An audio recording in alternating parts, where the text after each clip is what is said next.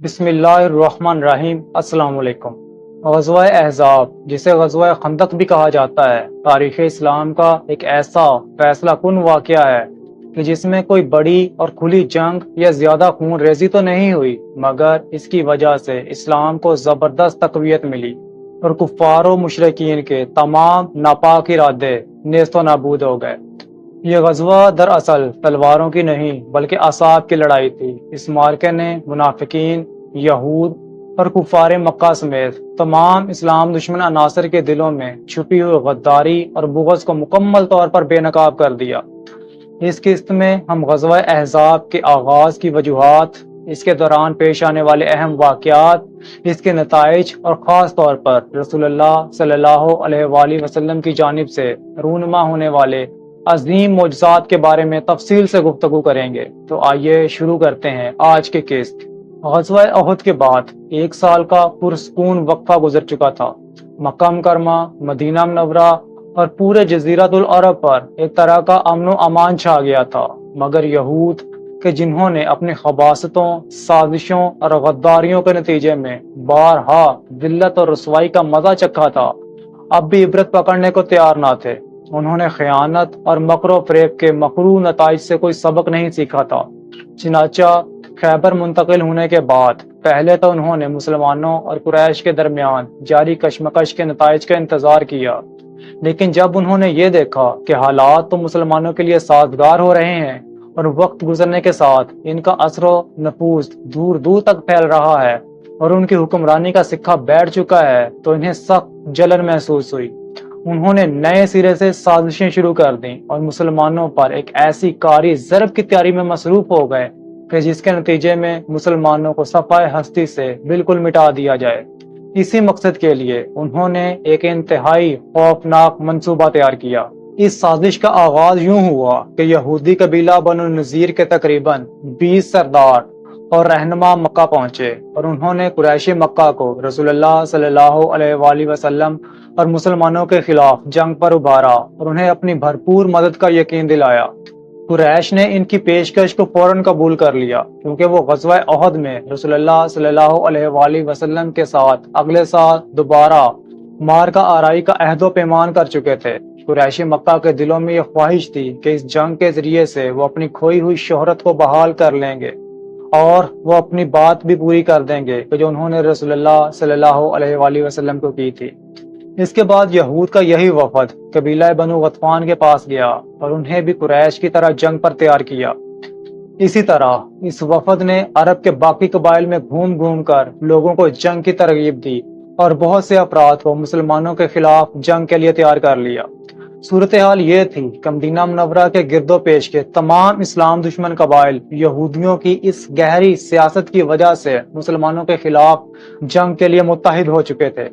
اس طرح تقریباً 4000 قریشی مکہ اور تقریباً 6000 یہود اور دیگر حلیف قبائل کا لشکر، جس کی کل تعداد 10,000 تھی، مدینہ منورہ پر حملہ کرنے کے لیے تیار ہو چکا تھا۔ اس عظیم لشکر کا سپہ سالار ابو سفیان تھا۔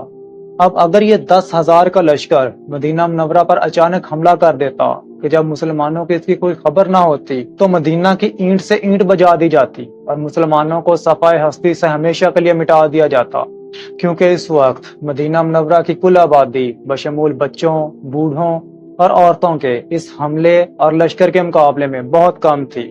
اب جیسے ہی اس لشکر نے اپنی تیاریاں شروع کی، ویسے ہی رسول اللہ صلی اللہ علیہ وآلہ وسلم کو ان کی پیش قدمی کی خبر ہو چکی تھی۔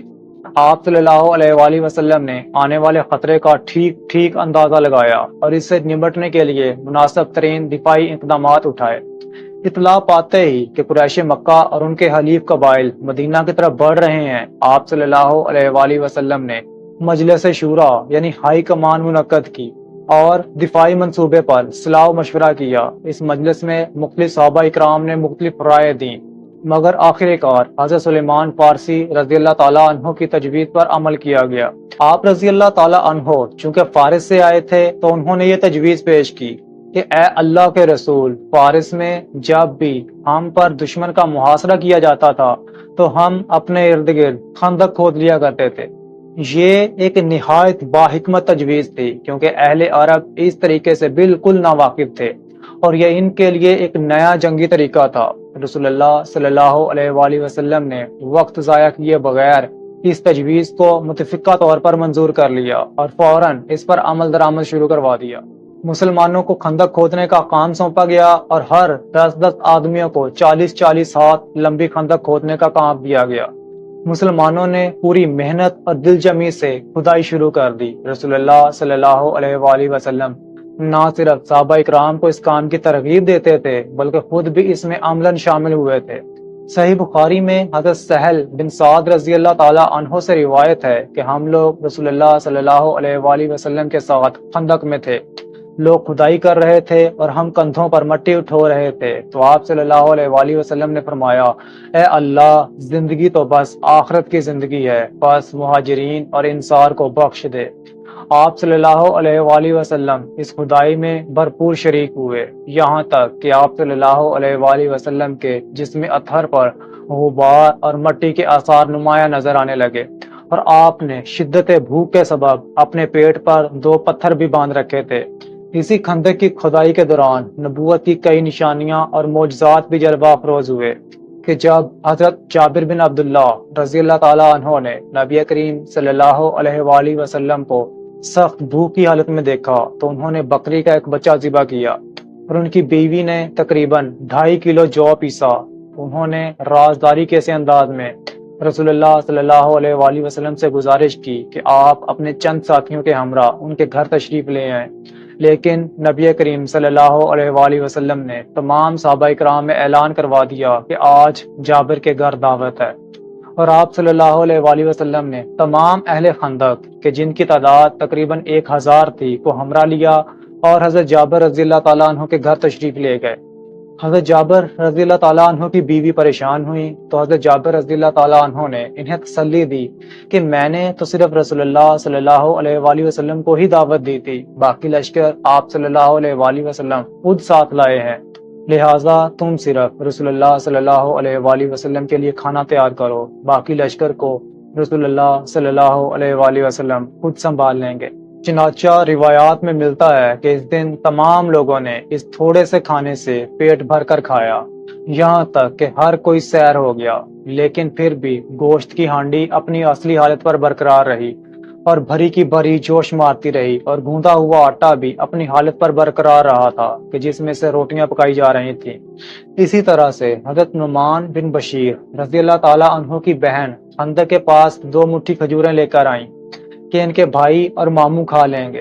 جب وہ رسول اللہ صلی اللہ علیہ وآلہ وسلم کے پاس سے گزریں تو آپ صلی اللہ علیہ وآلہ وسلم نے وہ کھجوریں لے لیں اور ایک کپڑے کے اوپر بکھیر دیں۔ پھر آپ صلی اللہ علیہ وآلہ وسلم نے اہل خندق کو دعوت دی۔ اہل خندق انہیں کھاتے گئے اور وہ بڑھتی گئیں، یہاں تک کہ سارے کے سارے اہل خندق کھا کر چلے گئے اور کھجوریں کپڑے کے کناروں سے باہر گر رہی تھیں۔ انہی ایام میں ایک اور بڑا عظیم واقعہ پیش آیا کہ جسے امام بخاری نے حضرت جابر رضی اللہ تعالیٰ عنہ سے روایت کیا ہے۔ حضرت جابر رضی اللہ تعالیٰ عنہ کا بیان ہے کہ ہم لوگ خندق کھود رہے تھے کہ ایک چٹان نما ٹکڑا راستے میں حائل ہو گیا۔ ہم نے اسے توڑنے کی بھرپور کوشش کی مگر کامیابی نہ مل سکی۔ جب ہم نے نبی کریم صلی اللہ علیہ وآلہ وسلم کی خدمت میں حاضر ہو کر عرض کی تو آپ صلی اللہ علیہ وآلہ وسلم نے فرمایا کہ میں اتر رہا ہوں۔ اس وقت آپ صلی اللہ علیہ وآلہ وسلم کے شکم مبارک پر پتھر بندھے ہوئے تھے کیونکہ ہم لوگوں نے 3 دن سے کچھ بھی نہیں کھایا تھا۔ بہرحال نبی کریم صلی اللہ علیہ وآلہ وسلم نے کدال لے کر اس پر مارا تو وہ چٹان نما ٹکڑا ریزہ ریزہ ہو گیا۔ یہ تو تھے رسول اللہ صلی اللہ علیہ وآلہ وسلم کے وہ معجزات جو اس غزوہ کے دوران پیش آئے۔ اب ہم بات کریں گے رسول اللہ صلی اللہ علیہ وآلہ وسلم کی عسکری قیادت کے حوالے سے۔ اب چونکہ مدینہ منورہ شمال کے علاوہ باقی اطراف سے لاوے کی چٹانوں، پہاڑوں اور کھجوروں کے باغات سے گرا ہوا تھا، اس لیے نبی کریم صلی اللہ علیہ وآلہ وسلم ایک ماہر اور تجربہ کار فوجی کی حیثیت سے یہ جانتے تھے کہ مدینہ پر اتنے بڑے لشکر کی یورش صرف شمال ہی کی سمت سے ہو سکتی ہے، اس لیے آپ صلی اللہ علیہ وآلہ وسلم نے صرف اسی جانب خندق کھدوائی۔ مسلمانوں نے دن رات مسلسل کام جاری رکھا اور کفار کے لشکر جرار کے مدینہ کی دیواروں تک پہنچنے سے پہلے ہی پروگرام کے مطابق خندق مکمل طور پر تیار ہو چکی تھی۔ جب خندق کی تعمیر ہو چکی تو ادھر سے کفار مکہ اور حلیف قبائل کا 10,000 کا لشکر مدینہ کے سامنے کھڑا تھا۔ جب اہل ایمان نے ان جتھوں کو دیکھا تو انہوں نے کہا یہ تو وہی چیز ہے کہ جس کا اللہ اور اس کے رسول نے ہم سے وعدہ کیا تھا، اور اللہ اور اس کے رسول نے سچ فرمایا تھا، اور اس حالت نے ان کے ایمان اور جذبہ اطاعت کو اور بڑھا دیا۔ لیکن دوسری طرف منافقین اور کمزور نفس لوگوں کی نظر جب اس لشکر پر پڑی تو ان کے دل دہل کر رہ گئے، اور اللہ تعالیٰ کے ارشاد کے مطابق وہ لوگ کہنے لگے کہ اللہ اور اس کے رسول نے ہم سے جو وعدہ کیا تھا وہ محض فریب کا وعدہ تھا۔ رسول اللہ صلی اللہ علیہ وآلہ وسلم نے بھی 3,000 مسلمانوں کی نفری لے کر تشریف لائے اور کوہ صلاح کی طرف پشت کر کے قلعہ بندی کی شکل اختیار کر لی۔ سامنے خندق تھی جو مسلمانوں اور کفار کے درمیان حائل تھی۔ مسلمانوں کا شعار اس دن یہ تھا، حامیم لا ینصرون، حامیم ان کی مدد نہیں کی جائے گی۔ اب جب مشرکین مکہ حملے کی نیت سے مدینہ کی طرف بڑھے تو کیا دیکھتے ہیں کہ ایک چوڑی سی خندق ان کے اور مدینہ کے درمیان حائل ہے۔ مجبوراً انہیں محاصرہ کرنا پڑا، حالانکہ وہ گھر سے چلتے وقت اس کے لیے تیار ہو کر آئے ہی نہیں تھے، کیونکہ انہیں گمان تھا کہ وہ جلد ہی مسلمانوں کو نیست و نابود کر دیں گے۔ لیکن یہ ایک ایسی جنگی چال تھی کہ جس سے اہل عرب واقف ہی نہ تھے۔ مشرکین خندق کے پاس پہنچ کر غیظ و غضب کی حالت سے چکر کاٹنے لگے اور ایک ایسے کمزور نقطے کی تلاش میں تھے کہ جس سے وہ مدینہ پر حملہ آور ہو سکیں۔ ادھر مسلمان ان کی گردش پر پوری طرح سے نظر رکھے ہوئے تھے اور ان پر تیر برساتے چلے جا رہے تھے تاکہ وہ خندق کے قریب آنے کی جرت نہ کر سکیں یا اسے مٹی ڈال کر عبور کرنے کا راستہ نہ تیار کر لیں۔ لیکن قریش کی شاہ سواروں کو یہ گوارا نہ تھا کہ وہ خندق کے پاس محاصرے کے نتائج کا انتظار کریں۔ چنانچہ ان کی ایک جماعت جس میں عمر بن عبدود، اکرمہ بن ابی جہل اور زرار بن خطاب وغیرہ شامل تھے، ایک تنگ مقام سے خندق پار کر لی۔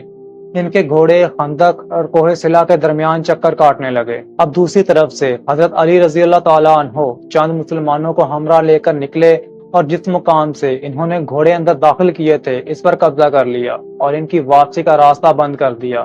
اس پر عمر بن عبدود نے مبارزت یعنی مقابلے کے لیے للکارا۔ حضرت علی رضی اللہ تعالیٰ عنہ اور اس کافر کے درمیان مقابلہ ہوا اور بالآخر حضرت علی رضی اللہ تعالیٰ عنہ نے اسے قتل کر دیا۔ مشرکین مکہ نے کئی دفعہ خندق پار کرنے کی کوشش کی، مگر مسلمانوں نے ہر دفعہ ان کے اس ناپاک ارادے کو خاک میں ملا دیا۔ اس غزوہ میں تلواروں کے ذریعے کوئی بڑی کھلی جنگ تو نہیں ہوئی، بلکہ زیادہ تر تیر اندازی ہوئی کہ جس میں دونوں جماعتوں کے چند افراد مارے گئے۔ یہ جانی نقصان بہت کم تھا، تقریباً 6 مسلمان اور 10 مشرک۔ اسی تیر اندازی کے دوران حضرت سعد بن معاذ رضی اللہ تعالیٰ عنہ کو بھی ایک تیر لگا کہ جس سے ان کے بازو کی بڑی رگ کٹ گئی۔ انہیں حبان بن ارقا نامی ایک قریشی مشرک کا تیر لگا تھا۔ حضرت سعد رضی اللہ تعالیٰ عنہ جب زخمی ہوئے تو انہوں نے اللہ تعالیٰ سے ایک بڑی مشہور دعا کی تھی۔ انہوں نے دعا کی کہ اے اللہ، تو جانتا ہے کہ جس قوم نے تیرے رسول کی تکذیب کی اور انہیں نکال باہر کیا، ان سے تیری راہ میں جہاد کرنا مجھے کتنا محبوب ہے۔ اے اللہ، میں سمجھتا ہوں کہ اب تو نے ہماری اور ان کی جنگ کو آخری مرحلے تک پہنچا دیا ہے۔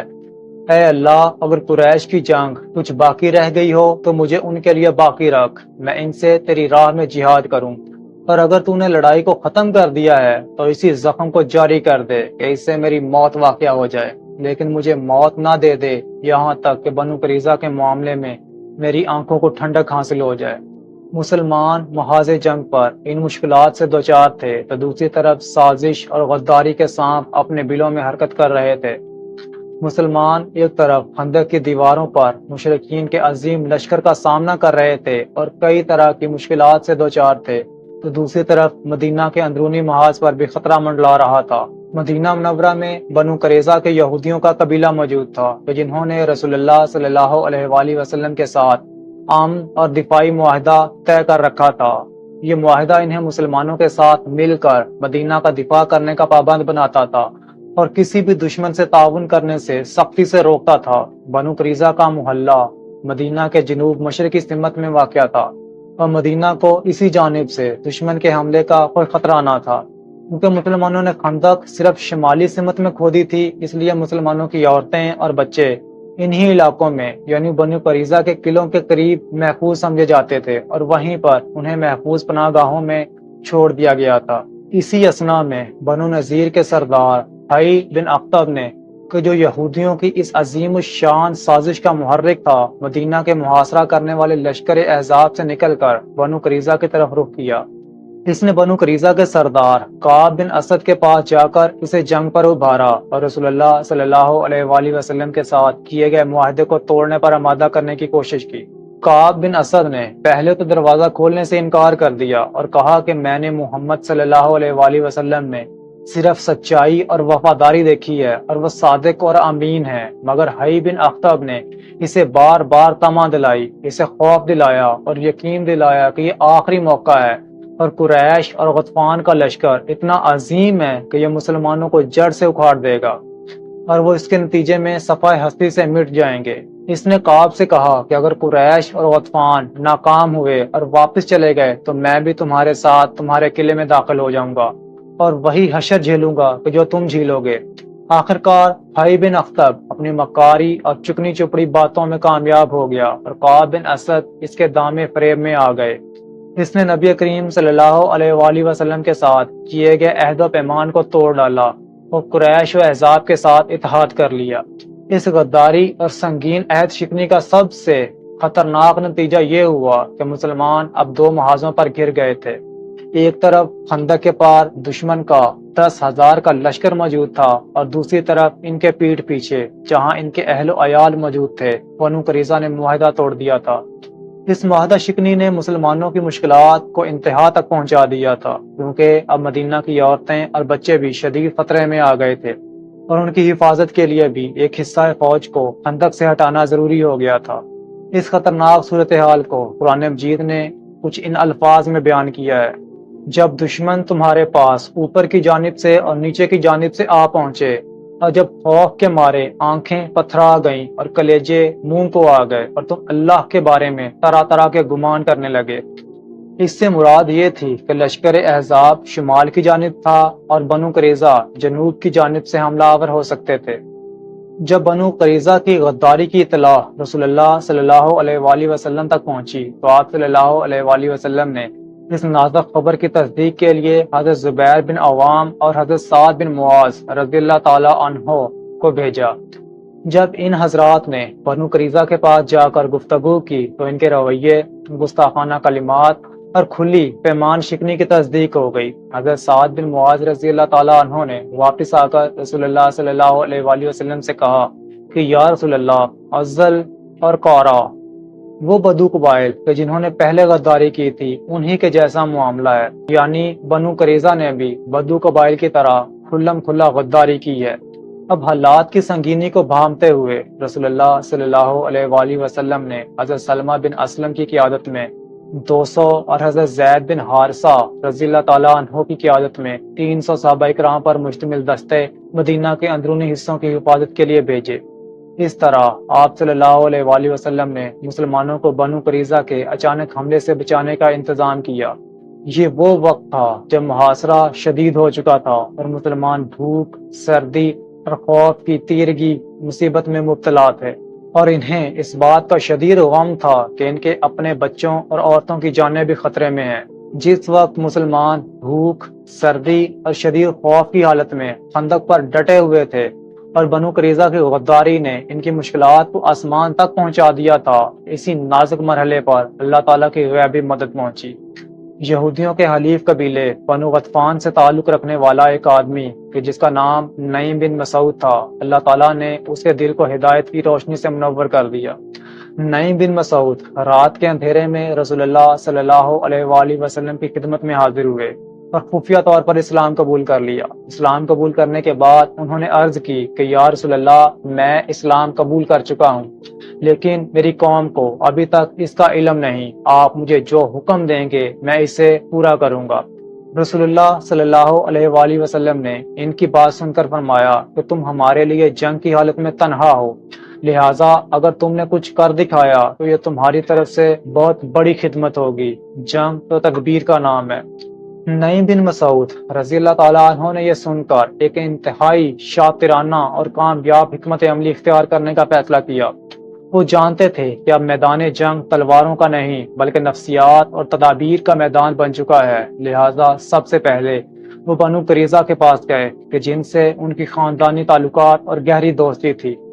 نعیم بن مسعود رضی اللہ تعالیٰ عنہ نے بنو قریظہ کے سرداروں سے کہا کہ تم میرے رازدار اور دوست ہو اور میرے دل میں تمہاری بڑی قدر و منزلت ہے۔ کیا تم یہ سمجھتے ہو کہ تم نے رسول اللہ صلی اللہ علیہ وآلہ وسلم کے ساتھ کیے گئے معاہدے کو توڑ کر بہت بڑی غلطی کی ہے؟ پھر انہوں نے ان کو یہ سمجھایا کہ قریش اور غطفان کا حال تم سے مختلف ہے، وہ تمہاری سرزمین کے باشندے نہیں ہیں، وہ اپنے اہل و عیال سے دور ہیں اور یہاہ جنگ کرنے کے لیے آئے ہیں۔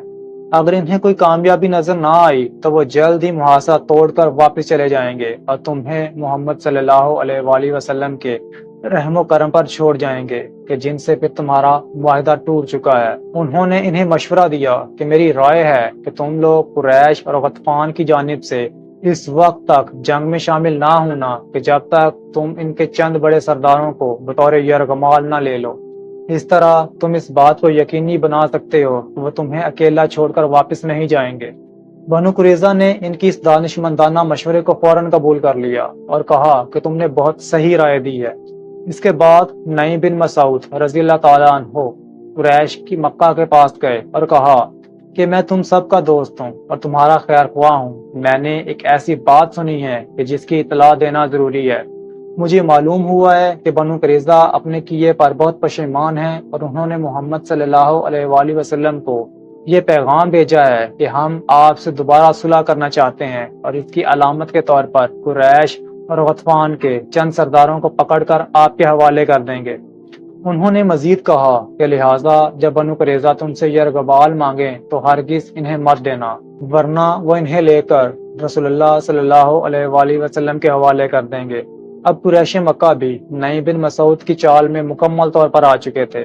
آخری چال کے طور پر نعیم بن مسعود رضی اللہ تعالیٰ عنہ اپنے قبیلے بنو غطفان کے پاس گئے اور ان سے بھی وہی بات دہرائی جو انہوں نے قریش سے کہی تھی، یعنی یہ کہ بنو قریظہ غداری کر چکے ہیں اور تمہارے سرداروں کو پکڑ کر مسلمانوں کے حوالے کرنا چاہتے ہیں۔ نعیم بن مسعود رضی اللہ تعالیٰ عنہ کی یہ عقل مندانہ تدبیر مکمل طور پر کامیاب رہی۔ جب ابو سفیان نے بنو قریظہ کو پیغام بھیجا کہ محاصرہ طویل ہو چکا ہے اور سامان کی قلت ہے، اس لیے باہر نکل کر جنگ شروع کی جائے، تو بنو قریظہ نے جواب میں کہا کہ ہم تمہارے لیے جنگ نہیں کریں گے جب تک کہ تم اپنے سرداروں کو بطور یرغمال ہمارے پاس نہ بھیج دو، تاکہ ہمیں یقین ہو جائے کہ تم ہمیں اکیلا چھوڑ کر نہیں جاؤ گے۔ جب قریش اور غطفان نے یہ پیغام سنا تو وہ سب ایک زبان ہو کر بولے کہ نعیم بن مسعود نے جو کہا تھا وہ بالکل سچ کہا تھا۔ چنانچہ تمام لشکر احزاب میں ایک دوسرے کے خلاف شکوک و شبہات پیدا ہو گئے اور ان کے درمیان موجود اتحاد کا شرازہ بکھر گیا۔ اسی نفسیاتی جنگ نے کفار کی جڑیں ہلا کر رکھ دیں اور ان کی جنگی طاقت کو عملی جنگ سے پہلے ہی مفلوج کر دیا۔ نعیم بن مسعود رضی اللہ تعالیٰ عنہ کی کامیاب تدبیر نے لشکر احزاب کے اتحاد کو پارا پارا کر دیا تھا۔ ایک دوسرے پر شک و شبہات بڑھ گئے تھے اور وہ اندرونی طور پر ٹوٹ چکے تھے۔ اب اس بکھرے ہوئے لشکر کو صرف ایک دھکا درکار تھا تاکہ ان کا مکمل طور پر خاتمہ ہو جائے۔ جیسے ہی کفار اور ان کے حلیفوں کے درمیان بدگمانی کی فضا قائم ہوئی تو اللہ تعالیٰ کی طرف سے غیبی مدد نازل ہوئی۔ موسم اس محاصرے کے لیے پہلے ہی نہایت سرد اور طوفانی تھا کہ جو محصور مسلمانوں کے لیے بھی ایک بڑی آزمائش تھا، مگر اب یہ سردی اور طوفان جو خود لشکر احزاب کے لیے ایک آفت بن کر ٹوٹ پڑا۔ تاریخی روایات سے پتہ چلتا ہے کہ اللہ تعالیٰ نے ان پر تیز و تند آندھی بھیج دی کہ جو شدید سردی اور ظلمت یعنی اندھیرے کے ساتھ تھی۔ اس آندھی نے کفار کے خیمے اکھاڑ دیے، ان کی ہانڈیاں الٹ دیں، ان کی آگ بجھا دی اور ان کے جنگی ساز و سامان کو بکھیر کر رکھ دیا۔ حضرت حذیفہ بن یمان رضی اللہ تعالیٰ عنہ سے روایت ہے کہ اس رات رسول اللہ صلی اللہ علیہ وآلہ وسلم نے انہیں بھیجا تھا تاکہ وہ کفار کی حالت کا جائزہ لے کر آئیں۔ انہوں نے واپس آ کر رسول اللہ صلی اللہ علیہ وآلہ وسلم کو بتایا کہ سردی کی شدت، اندھیرے اور آندھی کی وجہ سے کفار کی کمر ٹوٹ چکی تھی اور وہ مکمل افراتفری کا شکار تھے۔ ابو سفیان نے اپنے ساتھیوں کو بلایا اور کہا کہ اب محاصرے میں ٹھہرنا ممکن نہیں رہا، خیمے اکھڑ چکے ہیں، جانور ہلاک ہو رہے ہیں اور بنو قریظہ نے ہمارے ساتھ غداری کر دی ہے۔ اس صورتحال کے پیش نظر ابو سفیان نے فوری طور پر واپسی کا اعلان کیا اور مشرکین کا لشکر اندھیری رات میں شدید سردی اور طوفان کا مقابلہ کرتے ہوئے مایوسی کی حالت میں مدینہ سے بھاگ کھڑا ہوا۔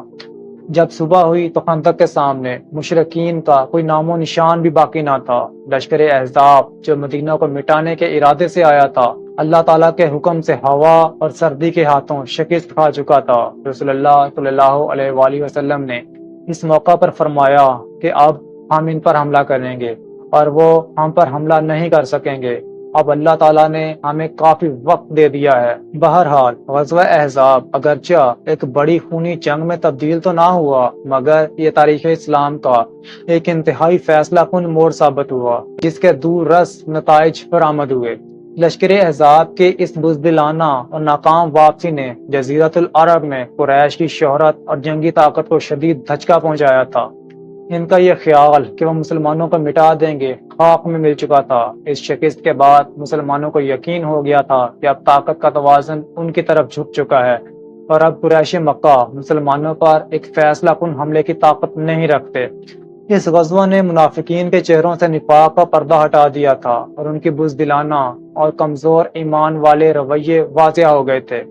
اس کے علاوہ بنو قریظہ کی کھلی غداری کی وجہ سے مدینہ میں یہود کے آخری بڑی طاقت کا خاتمہ یقینی ہو گیا تھا۔ شدید مشکلات، خوف، بھوک اور سردی کے باوجود صحابہ کرام کا صبر، استقامت اور اللہ تعالیٰ پر کامل یقین ثابت ہو چکا تھا کہ جس سے ان کے ایمان اور جنگی مورال بلند ہو گیا تھا۔ اس غزوہ کی کامیابی نے اسلامی ریاست مدینہ منورہ کو مزید مستحکم کر دیا تھا۔ خندق کھودنے کے دوران پیش آنے والے معجزات، کھانے میں برکت، چٹان کا ٹوٹنا، نیز محاصرے کے دوران غیبی مدد کے ذریعے سے اللہ تعالیٰ نے اپنے رسول صلی اللہ علیہ وآلہ وسلم کی نبوت اور حقانیت کو ایک بار پھر سے ثابت کر دیا تھا۔ بہرحال اب اگلی قسط میں ہم غزوہ احزاب کے بعد پیش آنے والے واقعات کے بارے میں ڈسکس کریں گے، خاص کر بنو قریظہ کے انجام کے بارے میں اور حضرت سعد بن معاذ رضی اللہ تعالیٰ عنہ کے عظیم فیصلے اور ان کی شہادت کے بارے میں۔ تب تک کے لیے اللہ حافظ، فی امان اللہ۔